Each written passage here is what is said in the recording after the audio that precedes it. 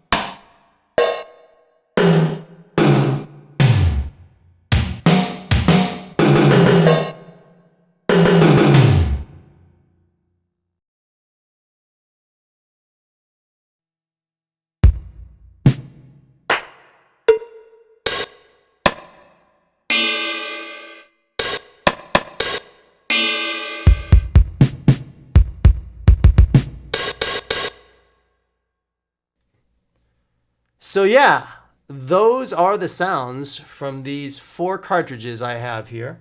In terms of which cartridge do I think is the best value and has the best sounds, Exfade, excellent value because, you know, it's got 16 banks of sounds on it. However, the fact that there is no choke group programmed for the hi-hats really kills it for me. Sure, I could use the hi-hats internally on the drum machine itself, but I like the samples, but just having that hi-hat ring over, it's really not working. It would be fantastic if the person making the Exfade cartridges could fix that in the hi-hats. That would be superb. And then this is a great deal. It's not quite as convenient as the HKA Designs cartridge because you have to hold the little button down on top here to load the sounds once you flip the toggle switches, but it's not too bad. It works well. And then the HKA Designs Classic Cart. So not as good of a value because you've only got 8 banks of sounds in it, but they got the hi-hats choke group right. Yeah, that is fantastic. And the Lindrum machine samples in this are kudos, some of the best I've heard. They really shine. That 8-bit sound really shines in the sequential circuits. Tom here, and I would say that in terms of those Lindrum samples, I'm always looking for a great Lindrum, and the original Lindrum machines, you know, are over $3,000 these days. So this is a really, really solid replacement for the Lindrum. Having said that, let's go ahead and let these 2 cartridges battle it out at the end here. I will play one and then I will play the other. I'll give each one 4 bars and they get to pick 2 sound sets each to have a little battle, trade 4s, and I'll let you guys decide which one you think are the cooler sounds. I think they're all cool, really. These 8-bit sounds out of the Sequential Tom, they're all cool, but hey, let's take it out with a little head-to-head battle here between the HKA Designs Classic Cart and the Exfade cartridge. Here we go.